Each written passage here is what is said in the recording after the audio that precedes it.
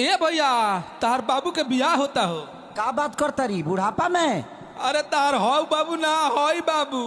का बाबू बाबू बाबू ए बाबू आओ ना। अरे ई त हमर मजनुआ हो। अरे भाग जो ना त तहरा के मुआ देहे सन।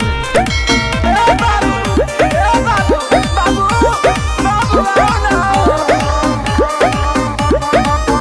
हाँ बहुते प्यारी करिले जानू देख ल सीना फाड़ के अइबू ना तो मर जाइब दो तहवे चियार के बाबू ना बहुते प्यारी करिले जानू देख ल सीना फाड़ के आवो ना तो मर जाइब दो तहवे चियार मेरी शादी में अड़चन लाओ ना।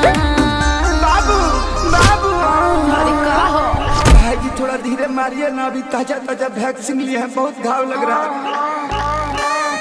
कुकुर ले खडाट के भगाओ ना। जाओ ना। ए बाबू बहरिया ना। अरे जाओ ना। ए बाबू बहरिया ना। अरे साफे थुथुर हवा का। अरे जाना। अरे सब मार के मुआ दी है। अरे काहे नहीं खो समझत। अरे जाना। बाबू